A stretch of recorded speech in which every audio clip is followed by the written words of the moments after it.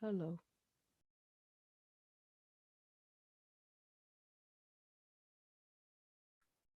Hey, we'll get started in about 5 minutes or so. Cool. Thank you.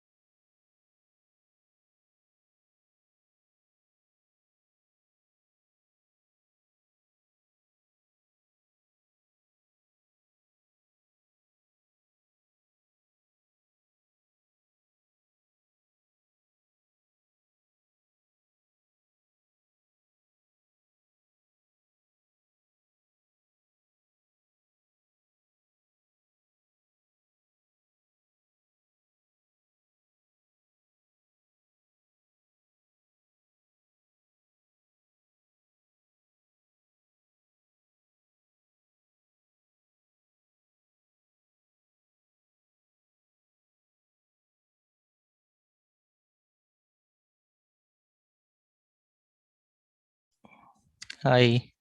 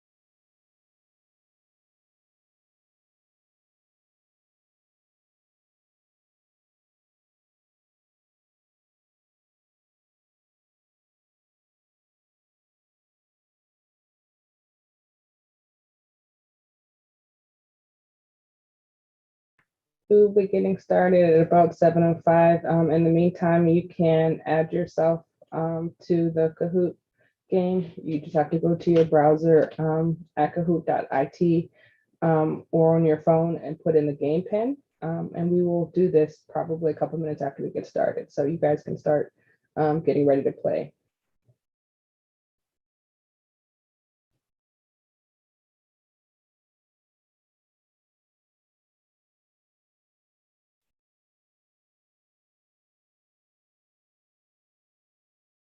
And it doesn't matter if you're new, everybody can log in and answer the questions. It's just like a multiple choice question game, so don't be shy.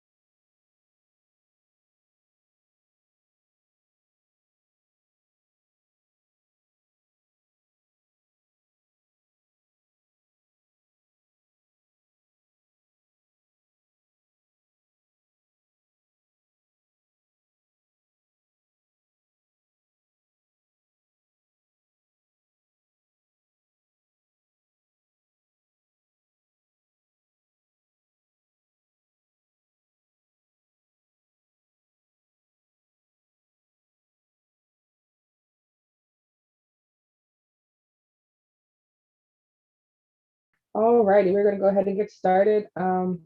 If you are able to, please log in with the game pin. Go to kahoot.it, put in the game pin.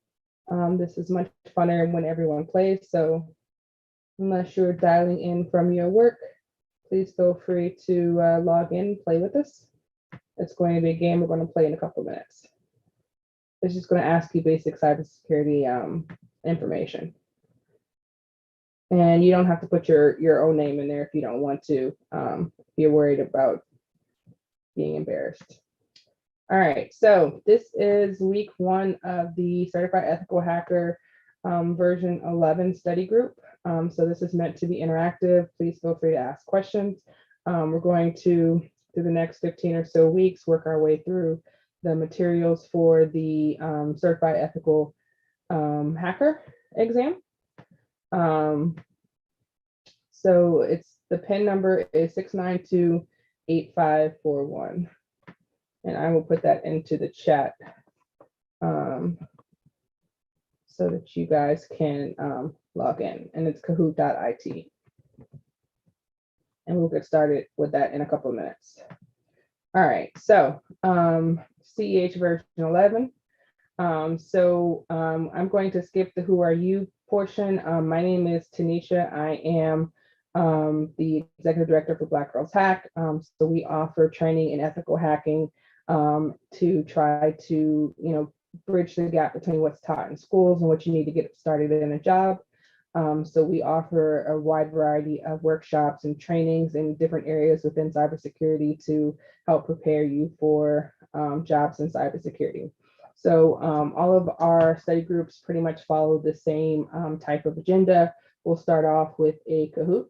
We will do an overview of where we're at as far as the exam process. We'll talk about the organization, the books that we're using, the CEH domains and subdomains, the study group schedule, and then I will show you what the labs look like from EC Council's iLabs product. And then I will also show you how to get the same type of things done in your home lab. So last week we had the CEH home lab set up. So if you did not do that, you can hop into the Slack channel and catch up to set up your home lab. But the CEH exam is very heavy on flags, for example, tools, and the types of flags that you use within the tools. So specifically like Nmap and, what Nmap flags do you use in order to accomplish different things. So we will start off with our Kahoot. So I see, let's see, 6, 7 people in here. Does anyone else wish to join before we get started? I know some folks are at work and are not able to participate, but if you are not and are able to, please feel free to join. Now we're down to 6 again. So everyone should log into kahoot.it, put in this PIN number. That's all you need. The questions are going to show on my screen, and you're going to answer the questions on your own screen, wherever you logged in. So we will go ahead and get started because I don't see anybody flagging me, telling me hold on. Okay, we have one more person coming.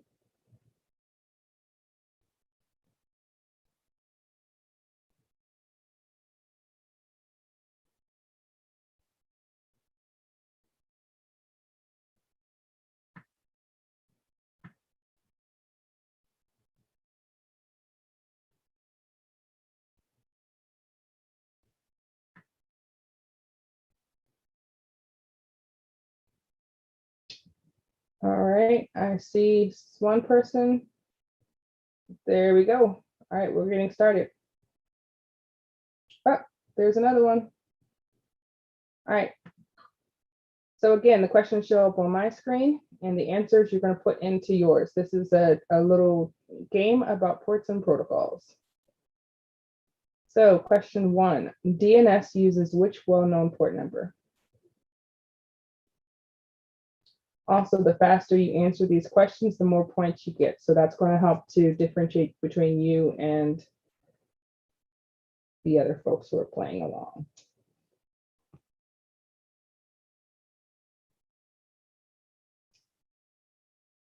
All right, 53. Most of you are on the ball.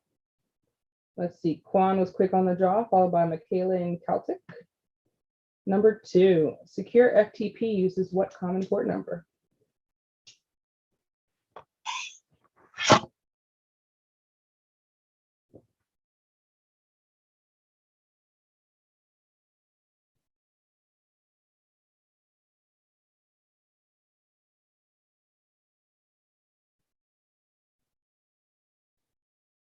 All right, some folks are around the range, some folks were not. All right, next, let's see. Whole new 3, Issa, Sam, and then Quan. Number 3, port numbers identify which upper layer protocols should receive information.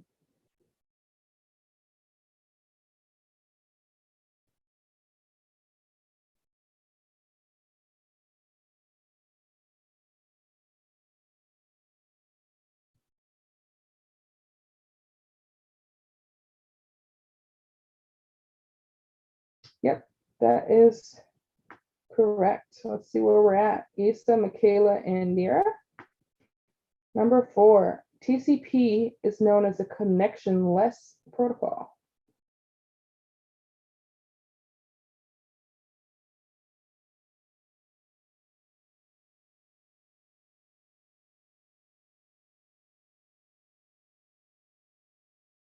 Yep, it is connected, definitely connected.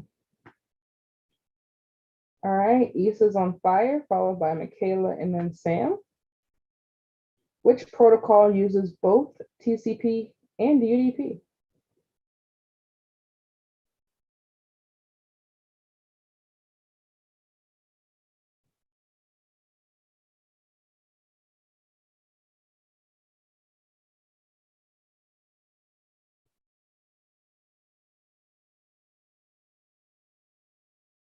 All right, some of you guys got it. LDAP. Issa, Sam, and Michaela. Number 6, well-known ports range from 0 to what port number? Well-known.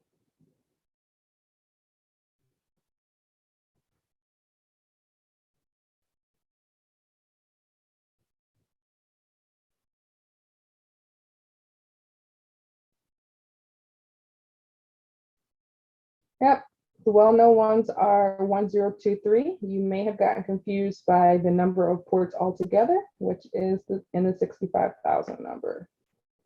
All right, Issa, Michaela, and Celtic. Number 7, packets are handled at level 2, data link level.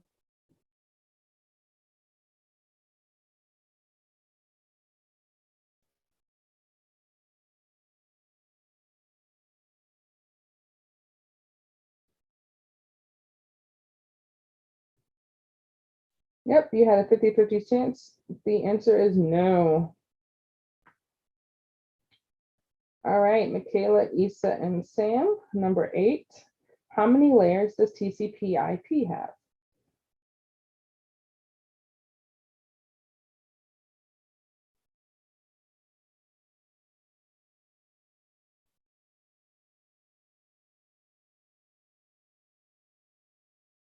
Yep, it is 4.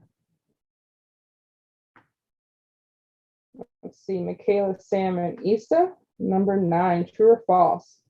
A three-way handshake contains the following components: SYN, ACK, and SYN.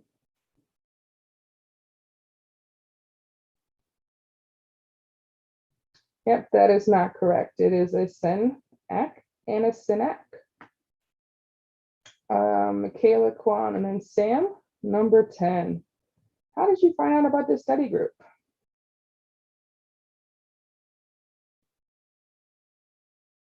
There's no wrong answers here.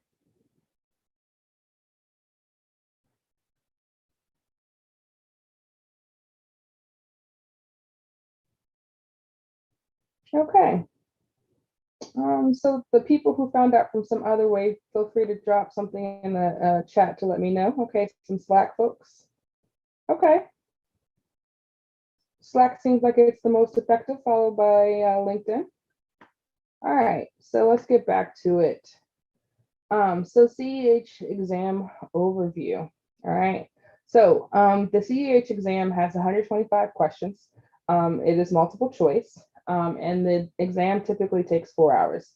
You can do that either in the comfort of your home, or you can do that in Pearson at one of their test centers. It is the 312-50 exam. So they actually just came out with version 11 in January of this year. So there is still a whole lot of version 10 materials out there in the wild. We have some version 10 materials available for you in the Slack. But the version 11, the official version 11 stuff is out through EC Council, but the stuff that you might get from like Amazon or something like that are not out yet. So the version 10 materials will get you most of the way there. So the passing score for the CEH exam is 60 to 85%, depending on the difficulty of the exam that you've given on your test day. So if you get a whole bunch of hard questions, then maybe the passing is 60. But if you get a whole bunch of easy questions, you're expected to know 85% of it. All right, so our general approach for this is to take a look at the study materials that they give you from EC Council, to take a look at the domains and the subdomains, to do practice questions, which you'll see in the Kahoots. And then we're going to actually use our home labs to take a look at the tools, because I find that it's easiest to remember the tools if you're actually using them. That way it'll help you when you're asking a question on the exam about what you need to, which flag gets you what desired outcome. All right, so this is based off of the CEH version 11 materials. That's what the slides are based off of. You will see that the materials, as I mentioned in the Slack, are version 10 because they have not come out with any version 11 materials yet through your Google Food searching. So these slides are based off of the updated materials. But if you wanted to study along in the book, you're going to have to either purchase an official book from EC Council, or you can wait until they come out in July.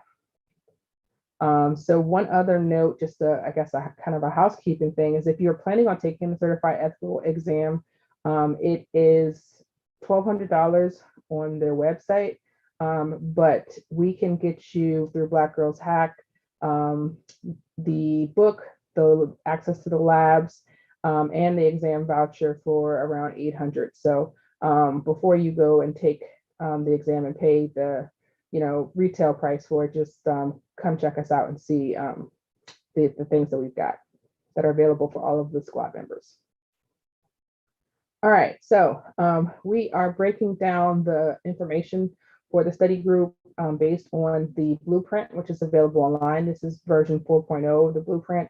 So I've included the first 1, 2, 3, 4, what is it, 7 subdomains. So the first column is the domains, the second column is the subdomains. So we will break down the lessons by the subdomain. So we're talking about introduction to ethical hacking this week. You can definitely sign up for the voucher later in the summer if you decide you want to go and take the exam.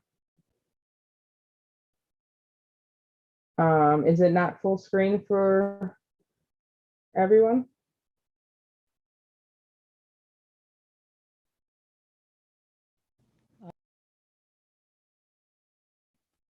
You can I go didn't ahead.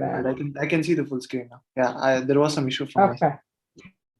All right. So again, I think it says on Meetup that we're going to try to do in 15 weeks, but I think I'm going to just keep it so that we have 1 week per subdomain. So we might make this end up being around 20 weeks or 21 weeks. So you should expect about 2 hours each week, including the lab exercises.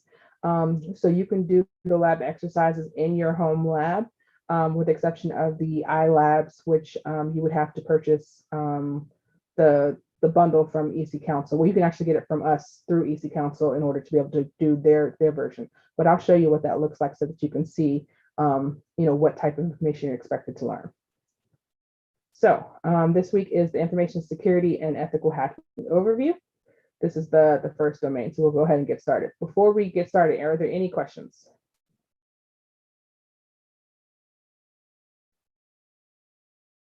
No? All right. So in the first subdomain, there are 8 questions. This represents 6% of the overall weight on your exam. So this talks about information security as an overview, the cyber kill chain concepts, hacking, ethical hacking, information security controls, and information security laws and standards. All right, so we already played Kahoot. So objectives. So we want to describe the elements of information security, explain information security attacks and information warfare, describe the cyber kill chain methodology, TTPs, and indicators of compromise, describe hacking concepts, types, and phases, explain ethical hacking concepts and scope, understand the information security controls, and know about information security acts and laws, because it's important that if you're out here and you are practicing as an ethical hacker, that you're keeping yourself safe from prosecution. So you want to make sure you're doing it ethically. All right, so information security overview. This refers to the protection or safeguarding of information and information systems that use, store, transmit information from unauthorized access, disclosure, alteration, or destruction. It's not enough that we keep the data from unauthorized access. We want to make sure that that data is not changed, it is not destroyed, and it is not available for anyone who should not have access to it. So information security is defined as the state of well-being of information and infrastructure in which the possibility of theft, tampering, or disruption of information and services is kept low or tolerable. So, if anyone tells you that, the purpose of information security is to eliminate risk, they're not quite sure what they're talking about, because our goal is to try to mitigate and reduce it as much as possible, but it is not possible to be completely without risk. So information security relies on 5 basic elements. You often hear these as like the CIA triad, which is confidentiality, integrity, and availability. And then we have the bonus concept of authenticity and non-repudiation. So confidentiality. Confidentiality is basically making sure that information is only accessible to the people who are supposed to be accessible to. Okay.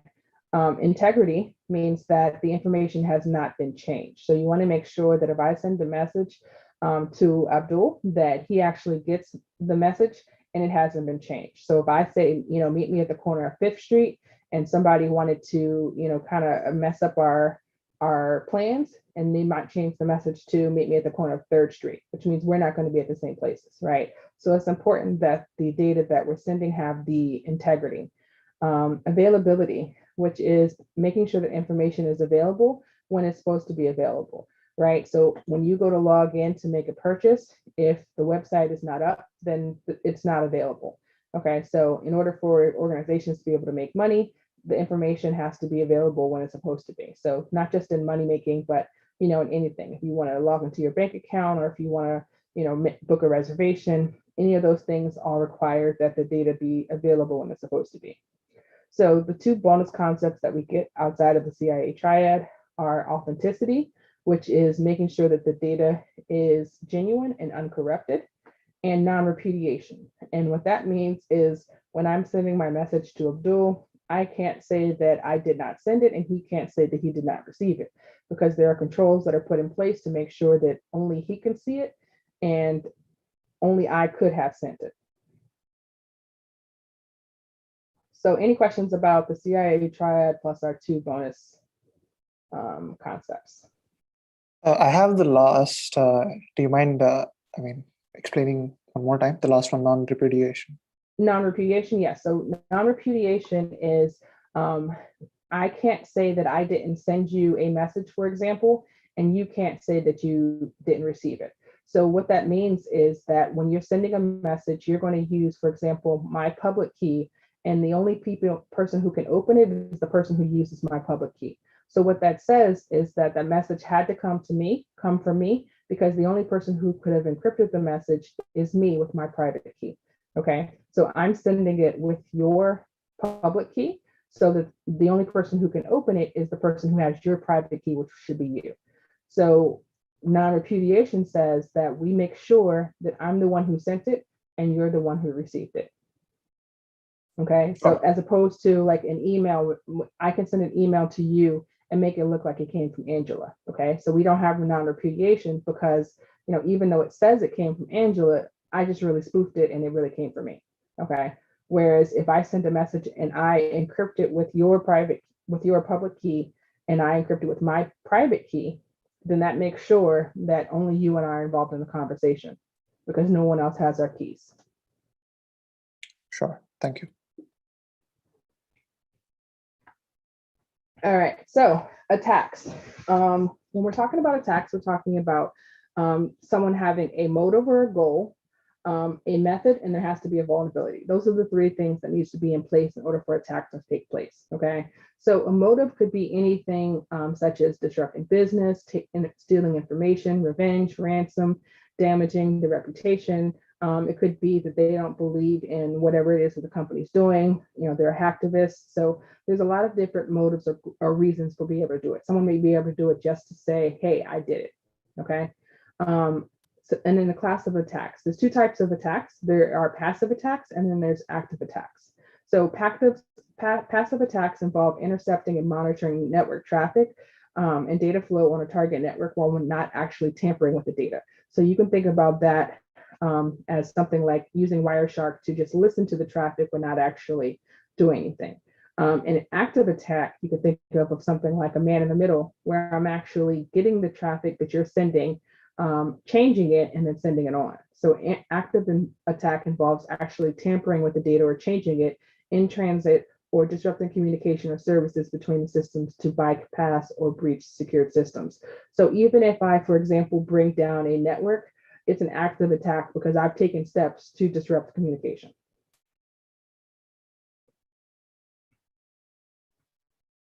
So types of attacks. So close-in attacks are performed when the attacker is in close physical proximity with the target system or network.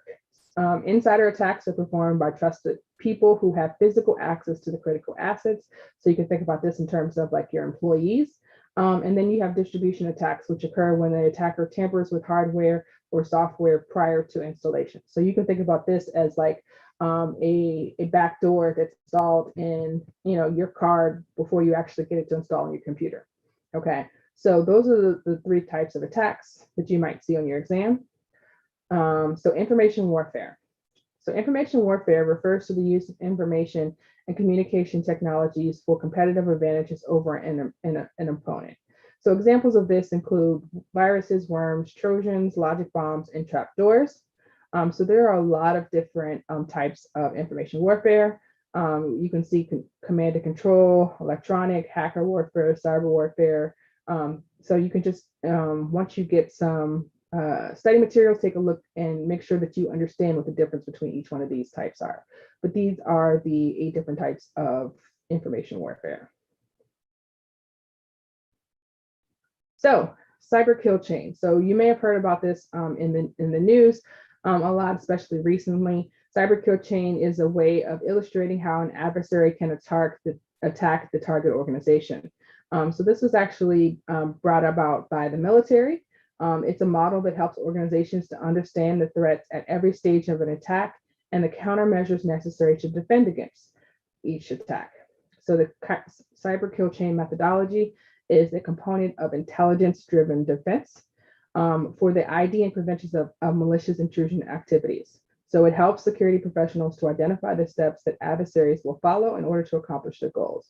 So when we're talking about thinking like an attacker, this is what we're talking about. It's basically modeling what you expect to happen, how the system should respond, and what it is that is going to be done next. Okay, so the framework was developed for securing cybersecurity based on military kill chains. So it's meant to actively enhance intrusion detection and response.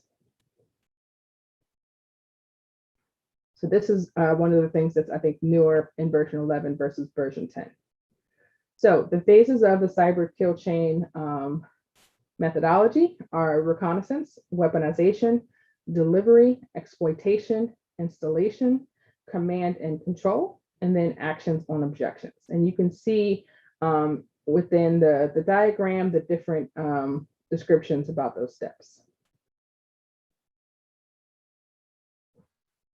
So TTPs, you may see this on your exam exactly like TTPs, so you should just know what the acronyms mean.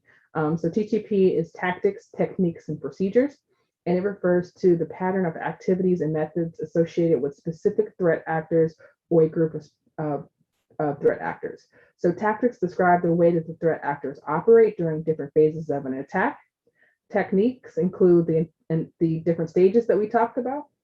And then the procedures involve a sequence of actions performed by the threat actors to execute the different steps of an attack life cycle. Okay, so this is just understanding the way that the threat actors operate and how it is that we should be responding. So IOC, yes, the slides are available on the website, and I can show you guys where that's at the end if you'd like. So IOC is an indicator of compromise. So this is how you know that you've been attacked. So when we're talking about, you know, how do I know other than, you know, for example, seeing my data on a website somewhere, we're talking about the indicators of compromise. So these are a source of information about the threats that serve as data points in the intelligence process. Actionable threats, intelligence extracted from indicators of compromise help organizations enhance incident handling strategies. So categories of indicators of compromise include email, network-based indicators, host-based, and then behaviors. So emails might be, you know, hey, there's a phishing attack on the network, and the indicator of compromise is that we've got a whole bunch of people who've got emails that have fake links in them. Okay, a network indicator of compromise might be that we see suspicious traffic that is going on the network. Whereas a host base might be that we actually see a virus or something that's actually on the host. So there's different types of indicators of compromise that the organization might be able to take a look at. So ethical hacking. Ethical hacking is a field of computer security that refers to exploiting vulnerabilities and compromising security controls to gain unauthorized or inappropriate access to system resources. There really no difference between the steps that an ethical hacker takes and a malicious actor may take, other than a ethical hacker has permission and has been given the authority to be able to do that. Okay, so if you do not have written permission, then you are basically outside of the realm of ethical hacking. So types of hackers. We have black hats, which are considered the bad guys. We have white hats, which are considered the good guys. Gray hats are somewhere in between. Suicide hackers don't care about whether or not they're going to get caught. They just want to, for example, disrupt the operation of the organization. Script kiddies, which are people who just basically are using things that they find online and executing them against a website. Cyber terrorists, which are people who just want to wreak havoc. Then we have state-sponsored hackers, which we hear about a lot in the news. And then we have hacktivists, which are basically activists who have an issue with something that a company is doing, like they may not believe in their actions or their stance on something or their support of a candidate versus the other. So those are the types of hackers. So I've actually seen these types of questions. So it's important that you know the difference between them.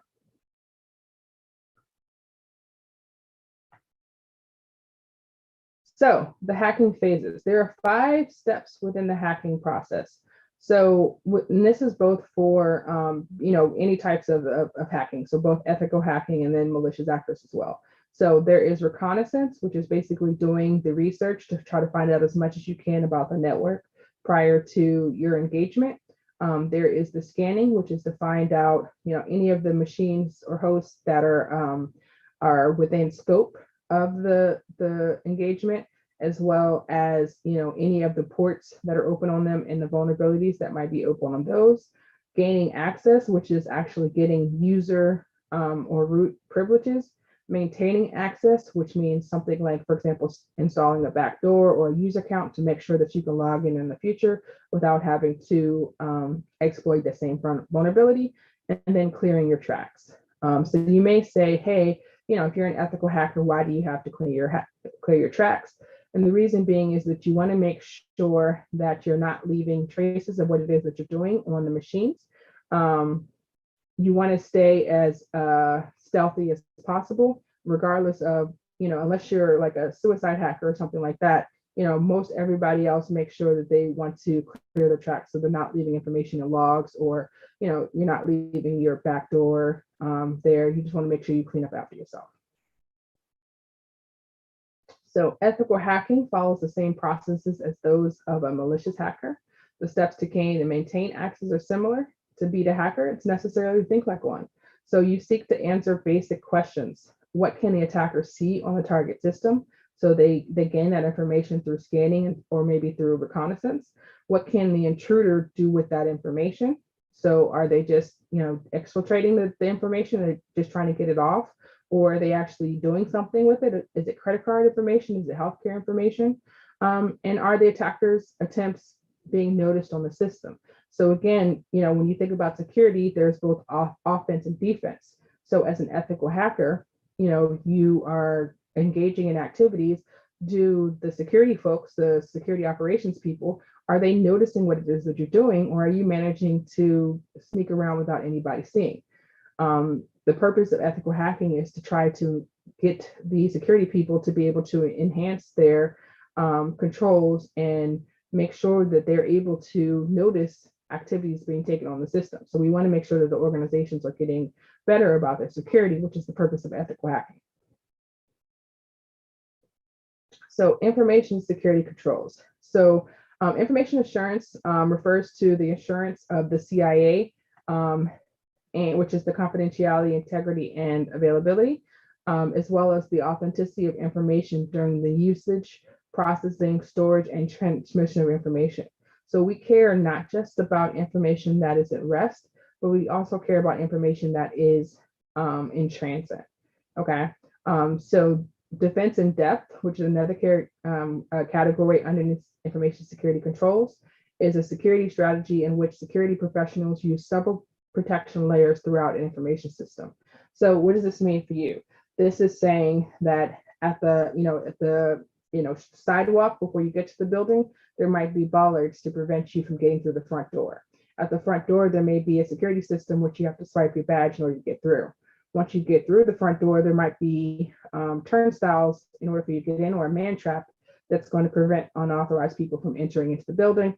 Once you get to the server room, there's probably a keypad or something on that. So why are all those controls put in place? Because they're meant to be redundant in case something happens and someone's able to get past all of the others. So that's why you have multiple layers of security, which is called defense in depth. Okay. So risk. One of the most important things that we're talking about when we're talking about information security is reducing or mitigating risk. Okay, so risk is defined as the degree of uncertainty or expectation of potential damage that an adverse event may cause to the system or its resources under specific conditions. So when we're talking about risk, we're generally talking about a numeric value, which is the threats times the vulnerability times the impact. So when we're talking about risks, we normally look at risks at extreme or high, which are considered generally red if you see like a risk chart, or medium, which may be yellow, or low, which may be green. So ideally, you want to, as much as possible, mitigate as many of the risks as you can, so that our risk levels stay towards the low and medium. Again, it's not possible to eliminate risk, so there's no need for any other category.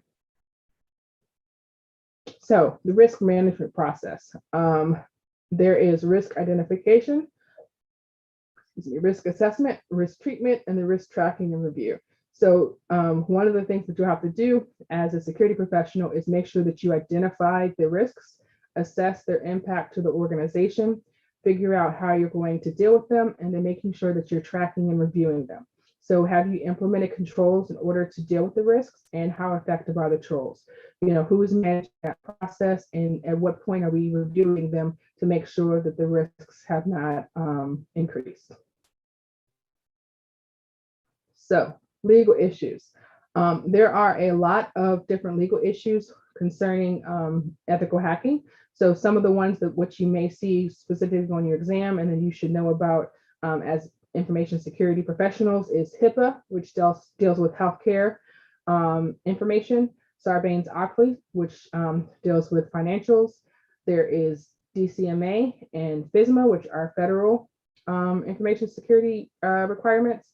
GDPR, which is from Europe, and then the Data Protection Act. So you may see these specifically as acronyms without any information, but you should just know based on the list what each one of these is and generally what it deals with. You don't need to know, the entire regulations.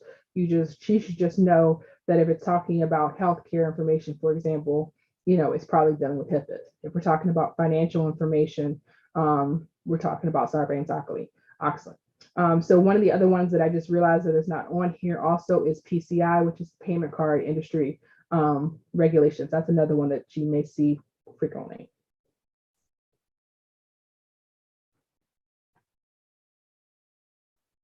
All right, so that is it for the information from the first subdomain. So any questions for me, and then I'll show you guys what the lab looks like for EC Council's iLabs, and I'll also show you about the activities in your home lab so you can get practice.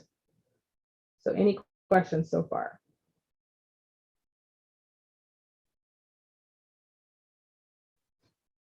All right, so before I forget, let me just show you. Nope, that's not what I want to show you. So if you go to blackgirlshack.org/CEH-study group, or you can just go to blackgirlshack.org, scroll all the way to the bottom of the page and say go to CEH study group. And then I'll put the password in the chat window. It is password protected. So when you get in here, you will see the information, the slides and the labs from version 10, which are still up here for you guys to reference if you would like to. But then at the very top, you will also see that we have these slides from week 1, which I just went over, as well as the week 1 lab. So this is going to be the same as it was for version 10. And like I said, I'll point out the differences between, if anything, between version 10 and version 11. So any questions about the website?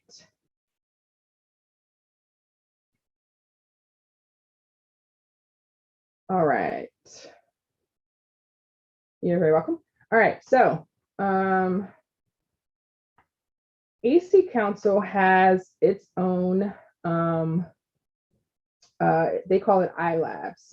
So they're available for purchase from EC Council. Again, like I said, if you get a bundle from us, you can get the certification, the labs, and the voucher all for, thank you, all for less than what it counts for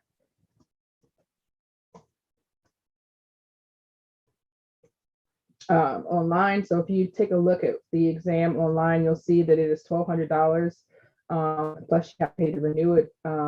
But we, like I said, have a partnership with them so that we get the labs, the book, the ebook, the version 11 ebook, and the voucher for 800. So if you decide that you want to at some point take this knowledge and go and take this exam, which is good for if you're doing either entry level red team or blue team things, then that'll give you what you need in order to get a lot of jobs in the area. There is no deadline currently, just a matter of when you decide that you want to take it. But if you're going to study for it, it'll probably be helpful for you to have, for example, the version 11 book. So like I said, we have a version 10 information available for you from various places online, on like Google, for example. But there have been some updates between version 10 and version 11. All right, so EC Council's iLabs. This is what it looks like. So it starts off with module 2. Can you guys see my screen? Yes. Yes. Okay. Okay. It just said participants can see your screen. And I was like, I hope they can see them before now. All right. So they have in here a variety of labs. So in this case, they have, a whole lot of steps that you can take in the lab where it's like you're gathering information through advanced Google hacking techniques, and it walks you through that process. If you look at the resources, you'll see they've got a series of machines that you can log into. So the Windows machine, Parrot, which is like Kali Linux. They've got a Windows machine, an Ubuntu machine, and then an Android machine. So what we did, if you came to the CEH home lab setup last week, is we set up our home lab in VirtualBox. And you should have 3 machines that are running in there, 2 if you have space issues. So at minimum, you're going to need the Kali Linux and the Broken Web app. And if you need to, you cannot do the Windows one because it's very large. I think it's like 20 gigs of space on your computer. So if you've got resource issues, you can get away with just having the Kali Linux and the BWA. So what I'll be doing is I'll show you guys what the iLabs instruction looks like, so that you can just know what it is that they're talking about. But then also I will show you how to replicate those same type of activities in your home lab, which is what we set up for free. So any questions about that?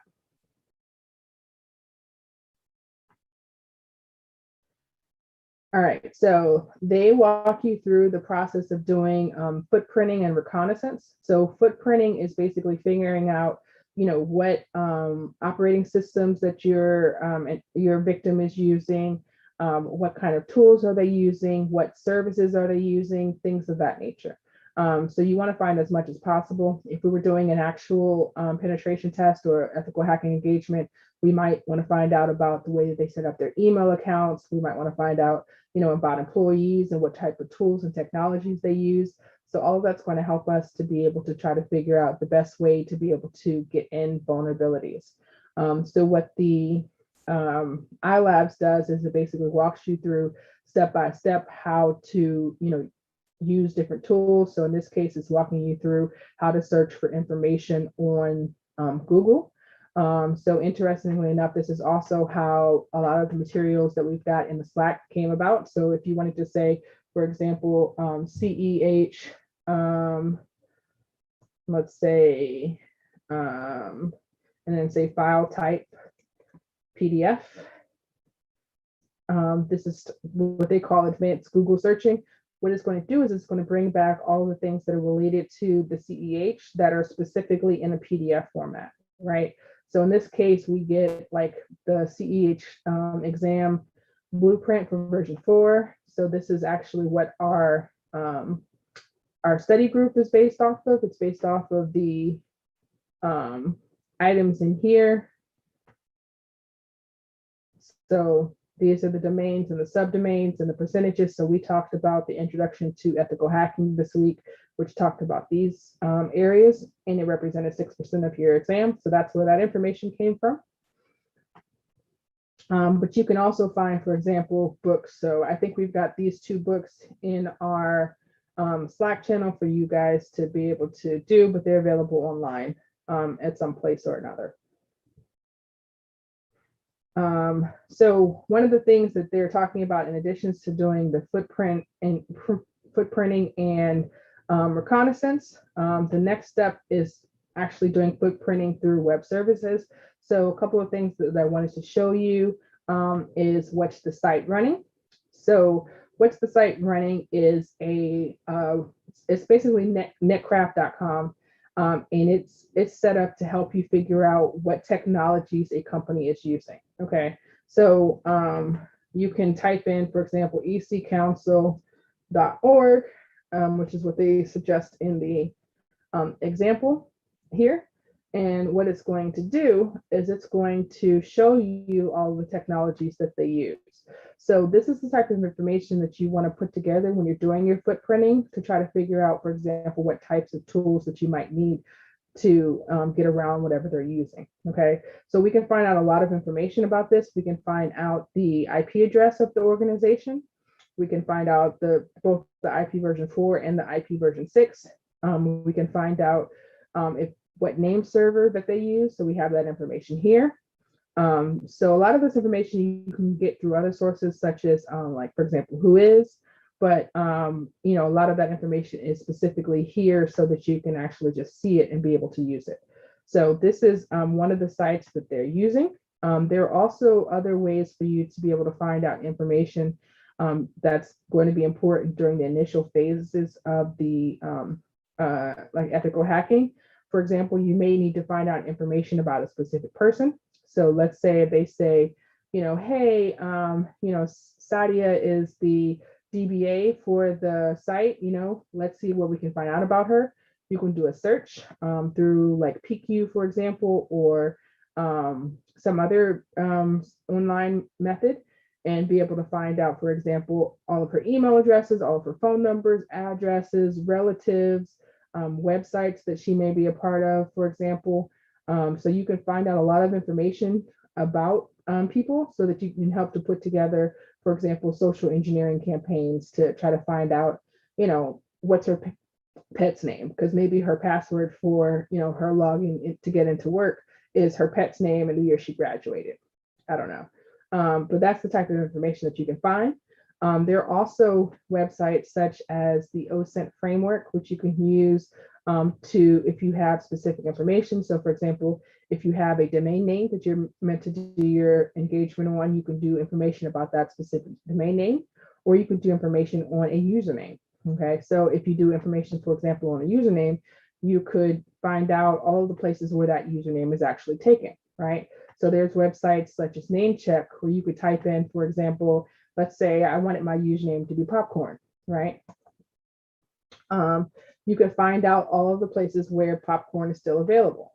So, nobody has it on, for example, it's available on Facebook, it's not available on YouTube or Twitter or Blog or whatever, right? So the person who has them on the rest of these sites that are showing up as blue, they might all be the same person. So if that's the person that we're taking a look at, we may be able to find out they've got a YouTube channel that we can go investigate. No, none of these sites have paywalls. All this information is free. So you can, of course, find out information through a paywall. So for example, if you go to some sites, they might say, hey, if you pay $39.99, you can find out like detailed criminal records about somebody. I wouldn't recommend doing that, but you can find out enough information online through Google that you don't have to, go through those paywalls. So, you'll see in task 2 of this that they're asking you to gather personal information online, and they're asking you to gather an email list through the harvester.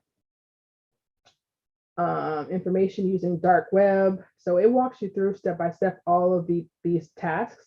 But again, like I said, most of the things that they're asking you to do within the iLabs, which is their paid, we're going to do those same things in our home lab. Okay. So the real goal of the introduction section is about footprinting and reconnaissance. Okay. So you'll see in the, let me see. No. You'll see on the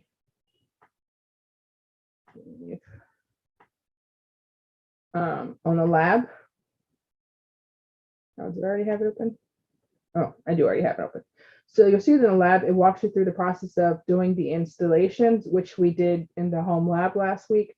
And then after you do the installation, it walks you through the process of doing the scanning and enumeration between your two machines. So all of the things that you can do in the iLab, so we can also do in our home labs for free. But it's not specific to, the information that you're able to do in the home lab is not the same. It's not specific to what it is that they're teaching for the CEH.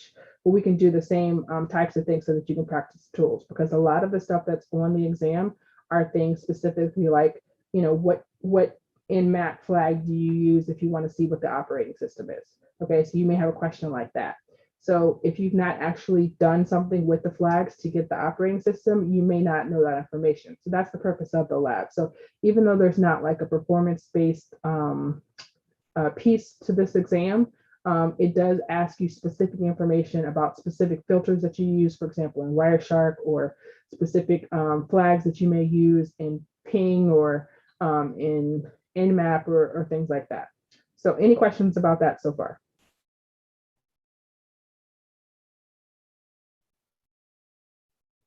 No?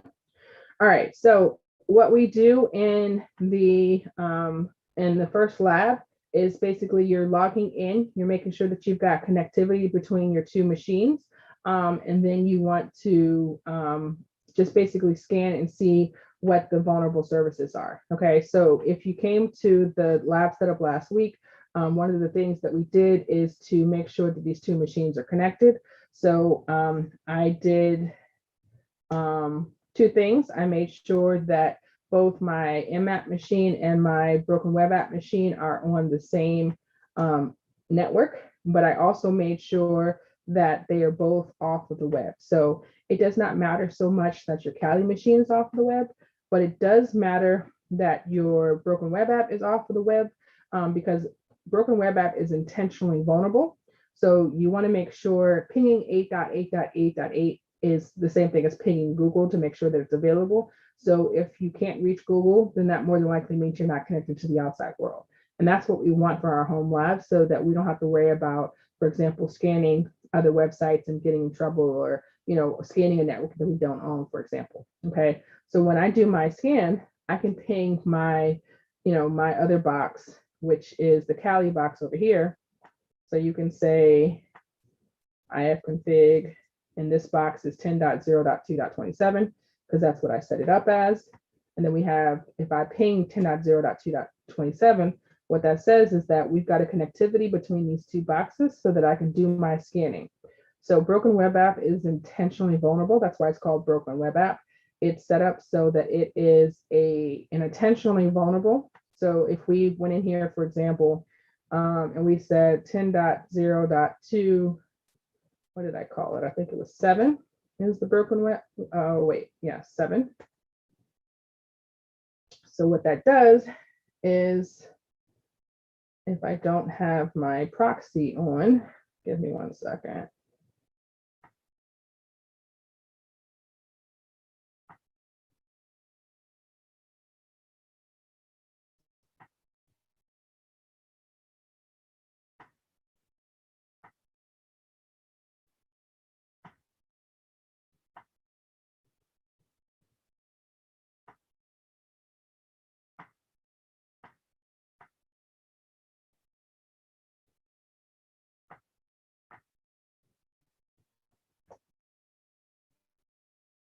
So if I don't have my proxy on, what it's going to do is it's going to show me the web server that's hosted on my broken web app machine.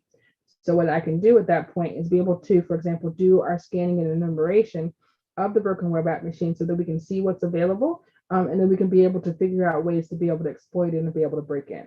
So you'll find that once you get started, that it's very easy for you to break into your broken web app because it's set up to be intentionally vulnerable. So that's what this little yellow message here is.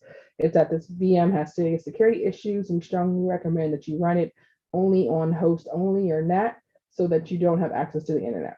So that's the way that we set it up in our home lab so that you don't have access to the internet. You don't have to worry about someone breaking in via the broken web app. So any questions so far?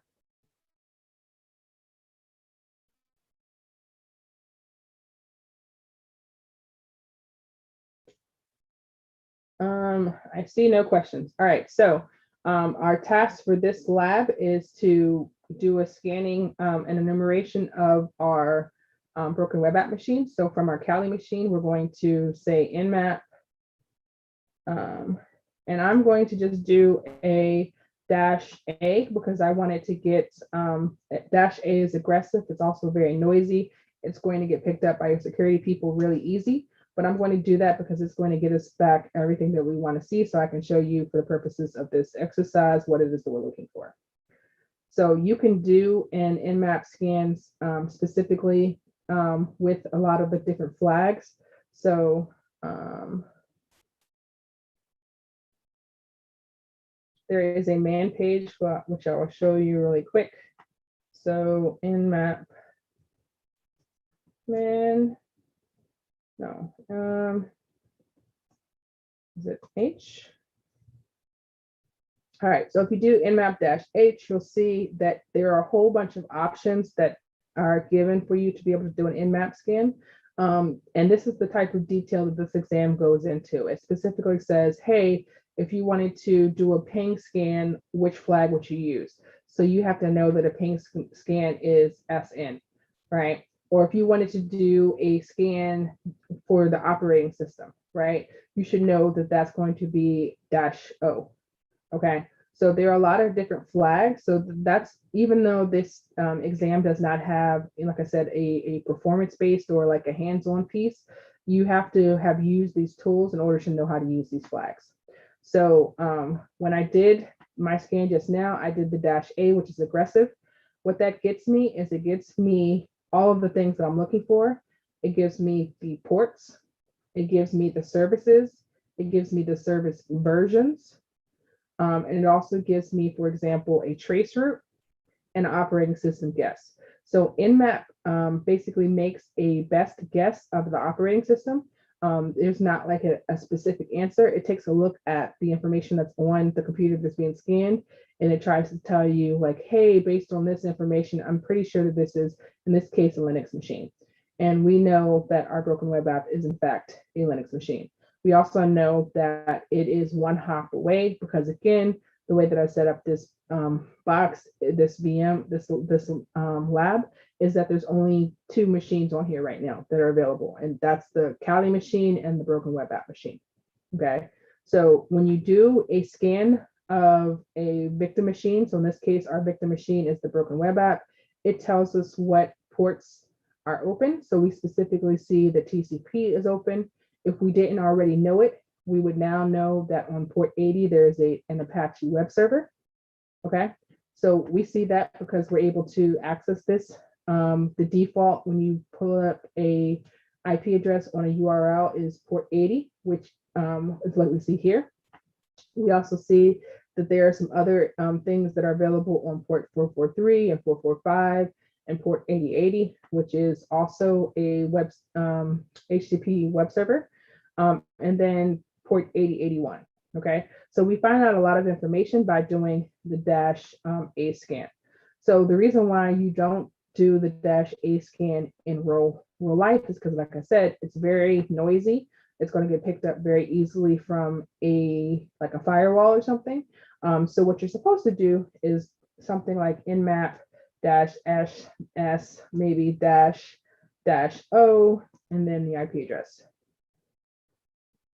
or it could be -SB. So SS says, I want you to do a send scan. So this is sending a half open connection so that the firewall doesn't get suspicious. And then we're going to say SB, which is, hey, bring me back the version of the services that are on that machine. And the -O is going to come back with the operating system. Okay, so this is going to give us a lot of the same information, maybe not the trace route, but it'll get us a lot of the same information, but it's not quite as noisy. So you'll see that it comes back. It says, hey, we think this is a Linux. Hey, we still see the ports that are open on the machine, and we still see the versions. Okay, so this is the less noisy and obnoxious way to do it. Whereas the -A is very aggressive, and it's basically the equivalent of saying, hey, I'm here. Okay, so if you're doing, for example, a box on like Try Hack Me or something like that, -A you can use because it's efficient. It gets done most of the things that you need it to get done. But for the purposes of your exam, you're going to want to know, for example, that -SS is a send scan, and -SV is a version scan, and -O is operating. So that information is available on the man page for Nmap, or you can find it, for example, in the help. So any questions? So what we do in lab 1 is basically to do the scan to be able to see the different flags. So you'll want to see which ports are open on there. And you want to make sure, so I think that it's set up in here, because I didn't update these from last time, as NAT network.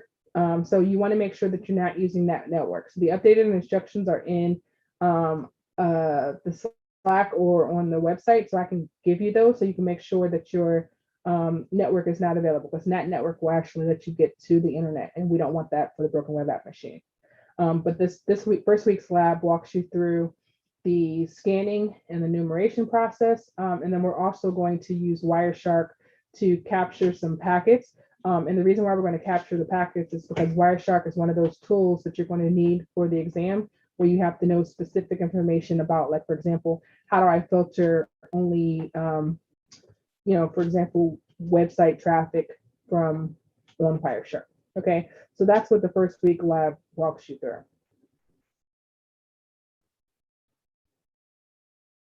All right, so that's all I have. Any questions? Please feel free to ask me anything.